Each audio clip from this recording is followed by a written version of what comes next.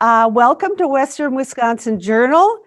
It's been a long time since I've talked to you, my audience, and I am delighted to be back, even though it's virtually. And I have several interviews lined up. And my very first one is a person I have interviewed before. I dare say it's one of my favorite interviews. So I want to welcome the author, Gary Porter, to the show. Thank you, Bobbi. It's a pleasure to be back with you, even if it is virtually. But yes, thanks so much for all of your support. I wish it were in person. So anyway, this is your third book, and I must congratulate you on the publishing of your third book. Well, thank you. Beyond those accounting textbooks I've written, you were kind enough again to have me on the show for Duffy, the Tale of a Terrier. The story of first shelter dog, and then not too long ago, a year or so ago, the book Town Kid about my recollections of growing up in a small town in Iowa. So it's a pleasure to be back. And I enjoyed both of those books so much. Now, this particular book is the viewpoint of a dog. His name is Griff. And of course, he's a Drake University dog. And I think this is just delightful, the way you put this together from the dog's viewpoint. And I just want to say, you mastered the way you wrote it as if you were a dog. Well, that probably again stemmed from having written Duffy, the Tale of a Terrier, that I had some experience with that. And so that's how really I approached, about a year ago right now, Erin Bell. Erin Bell is the not only Griff's mother, but then she's also the director of the live mascot program at Drake University, where I'm a proud alum of that school, and having been a native of Iowa. So to give you a little background, Bobbi, quite a few years ago now, going back, because this has a real direct tie to our area up here, my wife Melissa and I were sitting in a cafe on Grand Avenue in St. Paul, like I said, a few years ago, and walks by on the sidewalk a young couple with their bulldog. And we've always loved bulldogs. And again, partly for me having been a grad of Drake University, we run out on the sidewalk to meet the bulldog and find out that this is Erin and Kevin Bell, who grew up in Des Moines and happened to be living up here in the Twin Cities at the time, but were on their way back to their hometown of Des Moines. Well, fast forward not very long at all, and their dog Porterhouse, who was the one we met that day out there, easy to remember that name, right? Porterhouse. Yes. Not long after that, Porterhouse won the most beautiful bulldog contest that's around the time of the Drake relays at my school.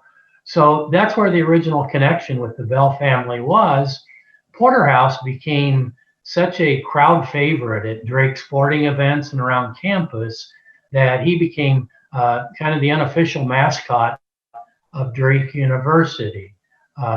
He then, after he passed away, the Bells decided, in conjunction with Drake University, that they were going to have an official live mascot, and that's where Griff came in. He came to the university in 2015 and has been the official mascot at Drake for the last 5 years. So, like I said, about a year ago, we approached Erin Bell and said, I've got this background writing in the voice of a dog, and she was familiar with the Duffy book, and she also knew and was supportive of my book about growing up in Iowa, Town Kid.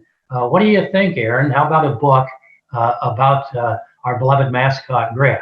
And she was on board of that right away early on, and we've been working on it since and are thrilled to now have it out. It's just excellent. And, as a dog lover myself, of course, I got into it right away. And if you could have heard me when I was reading it, I was chuckling all the time. I was thinking about my dogs, different ones I've had. And now I have a Yorkie. So a little bit different size-wise. Yeah. But yet your comments, they're right on. Now, another thing that I really believe in is animal rescue. And you brought that in. Actually, there's a quote here from the executive officer of the Animal Rescue League of Iowa. May I read it to you? You've Sure. heard it before. Clearly, Gary Porter knows animals and has fun interpreting what we think they are saying. You have mastered the art of analyzing dogs. How do you achieve that? Well, that's there's that fancy term for that, anthropomorphizing, about attributing human characteristics to non-humans such as dogs. And I suppose, again, there was the experience of going through that with Duffy, our own shelter dog. So frankly, in this case, it wasn't as challenging as you might think. And I think partly, Bobbi, because Griff has a voice, and that voice was captured through his literally thousands of social media posts that his ma, Erin Bell, has created over the years, whether it's Facebook, Instagram, or Twitter. I've studied those, if you will, over the time that he's been posting on social media. So he had his voice. It was just my challenge to try and capture that in the book. And you did it masterfully. So thank you for that too, because it adds so much when the dog is talking. You did that beautifully. So anyway, I also enjoyed another favorite area of mine is therapy and dog therapy. So Griff becomes a therapy dog. And I read about that. And here's Griff's interpretation of therapy. Therapy work is all about reaching out to connect with those, I should be talking lower, to connect with those facing life's challenges, some greater than others, to brighten someone's day, to bring a bit of joy, to give some love and remind them that they are not alone in the world.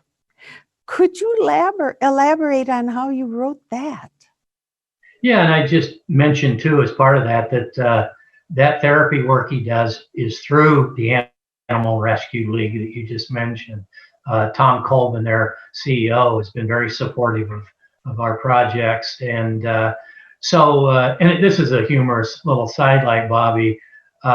There's a bandana that goes along when you become a therapy dog with the ARL group, and you get your green bandana. So Griff was a little confused at the outset. He loves bananas. And so when his ma told him that he was getting his green bandana, he says, "Oh, I love those. That's one of my favorite foods." So he soon found out that was a bandana. But, I tried just, again, through that, attributing human characteristics and a voice to a dog to capture how I would think Griff would feel about doing this therapy work. And he's been involved with everything from preschools around the Des Moines area to elementary schools with special ed classes, all the way up to working with senior citizens to, as he said, bring joy into their lives. And you say, how could that be accomplished? Well, through one of these many photos that's in the book that we may talk about later, you could just see when he comes into this room and he's got his green bandana on and he's interacting with the young kids or with the senior citizens, you can see just that it's a two-way street, that he loves what he's doing and that they clamor around when he's in the room. So. Oh, I think that's just beautiful. I do have a lot of empathy for dogs that could do that. I actually consider our Yorkie right now a therapy dog for Dave and I. Well, that's true. They just know what to do at the right time to make you feel better and feel good, even if you're limping or whatever. Yes, they absolutely do. All right, should we? And I was going to mention too, Oh, sorry. oh, could I just, sorry, I was going to mention, since we're on the subject of what he does, he also is quite involved with a pet food drive, also to help out the Des Moines community. It's a project called the Pet Project Midwest, where it's a program around the time of the Drake Relays, where we have a pet food drive on campus, and he raises these incredible amounts. The chapter's entitled 8 Tons of Love, and over these past 3 or 4 years, just tons and tons of pet food have been donated to this program, which turns around then and helps families in the central Iowa area that might not otherwise be able to keep their pets in their home because of struggling financially. So it's another program, and it was a pleasure for me to be able to tell his story about both that therapy work that he does, as well as Griff Gives Back, his pet food drive. That is beautiful. That also brought a big smile to my face. Well, now I'm going to ask some questions of Griff. And I think this might be a fun part of the interview. Are you ready? I'm ready. What do you do for exercise? Do you have a strict regimen? Well, he did comment on that in the book. Let me just see if I can find where Griff had some answers to that. There's a chapter, Bobbi, Yes. called Questions and Answers, where Griff is responding to his fans about his routine. And I think you probably did about as good a impersonation of his voice as I could. But yes, absolutely. I get plenty of exercise, thank you. Whether it's moving across campus from one appointment to the next, or firing up the crowd at games, I regularly get the heart rate up. You hear about those fancy fitness tractors designed to monitor your every move. How silly, if you ask me. Why would anyone need to know how many steps they've taken on a given day? Unless those steps involve food, I could care less. That's beautiful, because I think all of us are aware of exercise nowadays. That's And you might say some of us are a little bit of slackers on other days. Okay, now here's another question that segues into another chapter. Do you march at graduation? Do you have your own cap and gown? Well, he is a regular participant at graduation, and he has, and we can talk in a minute here about the virtual graduation this spring. But yes, if you know me very well, you know marching isn't exactly my thing. Sauntering, sure. Marching, not so much. Apparently, they don't have time at commencement for sauntering. So instead, I stand ready to meet the new grads when they exit out of the NAP Center. That's our on-campus arena. I do don my mortarboard and gold Drake University medal for the festivities, although I'll take a pass on the gown with all those cords and sashes. Those things are nothing but a hazard during photos. Pretty certain many of the photo pictures of me and the grads end up on holiday cards distributed far and wide. Yes, and of course he's really sure of himself. So now, what happened at graduation this year with you and Griff? Yeah, How did you do very that? reflective. Well, it's pretty much exactly, Bobbi, reflective of what everyone's had to do, from our local schools here in Hudson to the local colleges.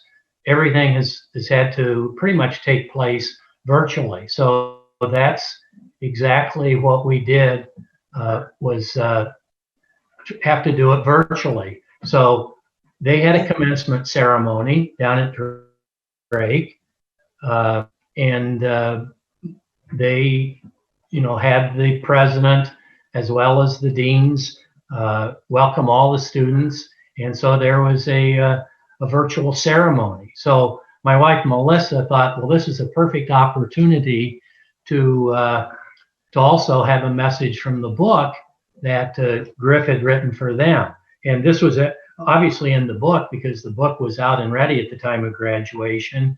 There is a chapter in the book called Cap and Gown. And so what I read that day that Melissa was able to post on Griff Top Dog, both on Facebook and Instagram, was a little bit from that chapter, Cap and Gown. Can I read just a couple of passages from that? Yes. And we should all be picturing a bulldog in cap and gown. That's right. Well, and there's again, he's not so sure about the gown, but there's a beautiful full-page picture at the start of that chapter with him in his mortarboard and his gold medal. So anyway, he had the message to the grads. I'll read just briefly from that. As you leave Drake and head out into the world, I want to give you some dogly advice. I know you're thinking to yourself, here we go, the standard commencement address. To commence means to begin, not to end. Thank your parents. Thank your teachers, blah, blah, blah. And I'll just interject here for a minute. That is a reflection of Griff's true voice on social media. He is a very confident, self-assured dog. So that's an example. He uses blah, blah, blah quite a bit when he's ready to move on. So part of his message, always clean your bowl. You don't have to lick it clean like me, but show a little respect for those who work so hard to put food on your table, or in my case, on the floor. And don't turn up your nose if there's something in your bowl you're not sure you're going to like. And it's okay to slurp your Griffuccino, which he does, by the way. Just don't go overboard when you order your Griffuccino. You don't need to impress anyone. You don't need an extra skinny. You don't need double this, triple that. A little extra foam, that's okay, but just make sure to check yourself in the mirror afterwards. I know from experience that whipped cream can have a very serious trajectory. So just a couple of other comments he had for the grads. There will be setbacks in life. It's how you deal with those that define your character. Do you think it was easy when I failed to even make the ballot in the 2016 presidential campaign? I was heartbroken. But you know what I did? I pulled myself together and prepared for my next opportunity. And that came my way when I was Drake's honorary president for a day and got to sit in President Martin's big chair. Be patient. Your time in the big chair will come. So he had some words of wisdom for the grads there. That was it. And if I could just mention, I was going to mention that too, Bobbi, that because of Iowa's caucuses, both in the 2016 campaign and now in 2020, Drake has been a kind of a hot spot for those debates. And because of that, Griff has now been through 2 presidential campaigns, meeting and greeting the candidates on Drake's campus, and he's met any number of them. And then there was this tie-in where we had a crowdfunding campaign back in the fall, and the live mascot program was to be the beneficiary of that. Well, essentially, President Martin put up a challenge and said that if the fundraising goals can be met, Griff will be president for a day. So there's another chapter that was so fun to write that talks about his time in the big chair as truly took over as the president of Drake for a day. Oh, yeah, that was great. And, you know, when I look at this book, it's so enhanced with beautiful pictures. And so I do want you to tell us a little about that. Yeah, I'd be happy to, because you're right. They just turned out terrifically. A majority of them, vast majority, are from his social media posts. There's a few others that we added and others as well, but vast majority of those were those Instagram posts. And so we had fun picking them out between Aaron and Melissa and myself. That was a kind of a fun project itself, was just to pick out photos, probably average about 3 or 4 per chapter, that truly captured the essence of Griff, the bulldog and the mascot. And what was fun as well was to match up captions to go with those, because each of those photos, including those full page ones at the start of each of the chapters, are accompanied by a clever photo that again helps capture that voice of Griff. Yes, that is really well done. Now, I did ask you to read a portion, and are you ready for that? Yeah, well, we read a little bit from the cap and gown, and then we Yes, yes. from the questions and answers. The other thing is that Griff is part of a fraternity of college mascots. That one of the things we had fun with in the writing of this was talking about all the various mascots, not only in our Missouri Valley Conference, of which Drake is part of, but also the fact that there's, in a sense, a fraternity of mascots around the nation. And when readers pick up this book, I think it's fun to talk a little bit about the Big Ten, because, of course, there's the Badgers and the Gophers, which people in our listening area, viewing area, are very familiar with. But this was fun to read, to write, and then to have people read, to think about all those various mascots, some of them live, some of them costume varieties. But it's interesting too to note that Griff actually went to a live mascot conference out in Boulder, Colorado, which is, of course, actually where Melissa and I met in school. But maybe if I could read just a little bit from that chapter, because we're very proud of the fact that one of the most prominent live mascots, if not the most prominent, is the bulldog. So the first college to adopt a mascot of any kind was Yale. Not a surprise that they would choose a bulldog. Over the years, the Yale mascot has gone by the name of Handsome Dan. One of my closest buddies in the fraternity is Butler Blue, and he goes by the name of Trip, a reference to him being in the third in a line of Butler Bulldogs named Blue.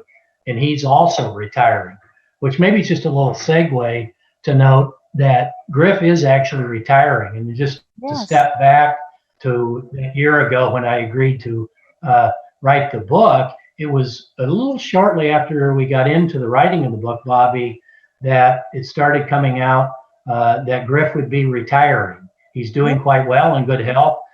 So the people at Drake, including Aaron, wanted Griff to go out on top. So he will be retiring on June 30th. And just as Butler has Trip, who represents the third bulldog down there at Butler, Griff being the first, when he retires, his successor, there will be no replacement from Griff. How could you possibly replace him? But his successor, who is already waiting in the wings, is Griff 2, the Roman numeral 2. So we'll be watching anxiously later this summer and, of course, into the fall when Griff 2 assumes the reins. Yes, that was an interesting part of the story, and in a way, a little sad. Yeah, it is a little bit sad, but he said he's going out on top, and he'll still be living with the Bell family and part of the Drake family as well. He always will be. Well, I think so do they actually have 3 bulldogs in that house? It looked like one picture had 3 of them. There's a chapter that I wrote that deals with the Bell family and his family life, and it's a very full household. There are 2 young kids in the Bell family, and then 3 bulldogs. And one of those now is a rescue dog that's been in the family for some time. And then in addition to Griff, there's now Griff 2, who goes by the name of George when he's at home. And I was going to mention, there's also, as part of that household, you'll see parked out front, and also as one point was parked in front of our house here in Hudson, the Griff mobile. And that's how Griff gets around campus as well as around Des Moines to his therapy work in different places, is in the Griff mobile. And just as a sidelight, because of a tie in here with Hudson, when Aaron Bell came up to check out and actually to get Griff 2, he came from up here in the not far from here in Wisconsin, and so she stopped by the house here and had the Griff mobile along. Oh, that's neat. An interesting tie of Griff 2, George, with us up here in Hudson. That's wonderful. Well, Gary, this has been great, but I'd like you to share with us now any upcoming events on your schedule.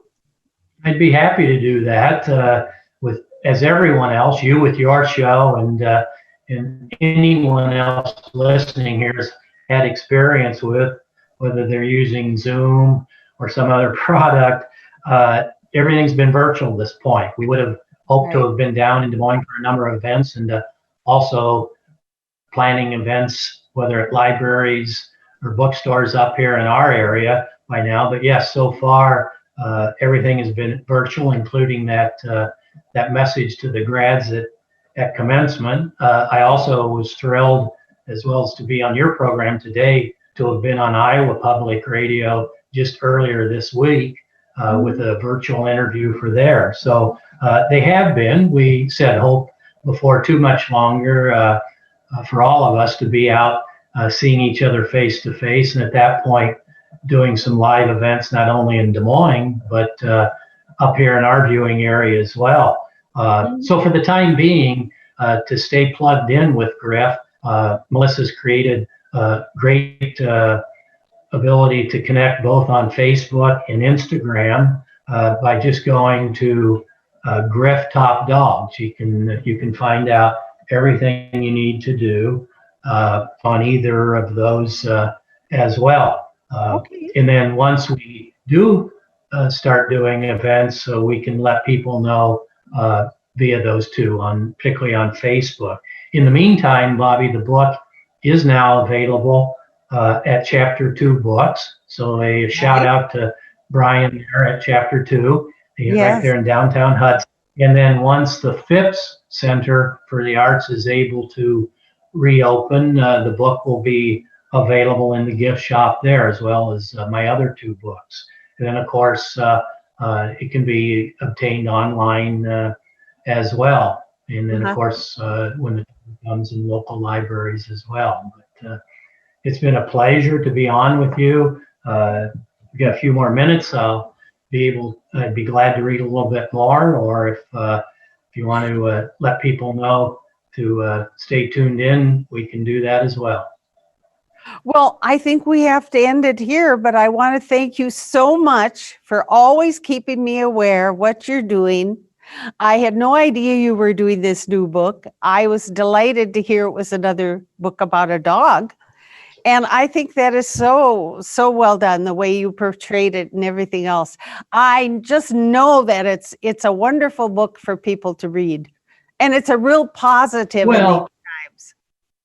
Yeah, I think it is, whether it's for all of those who have some direct connection with Drake or just enjoy knowing and following campus life, young kids as well as parents. It's great for that. And then, as you said, just for dog lovers in general, to see as a follow-up to Duffy that here's another one of those books in the voice of a dog. But I do, again, want to take just a minute to thank you for all of your support and your enthusiasm for my projects, whether it's going back to Duffy or Town Kid, my reflections of growing up in a small town, or now with this book.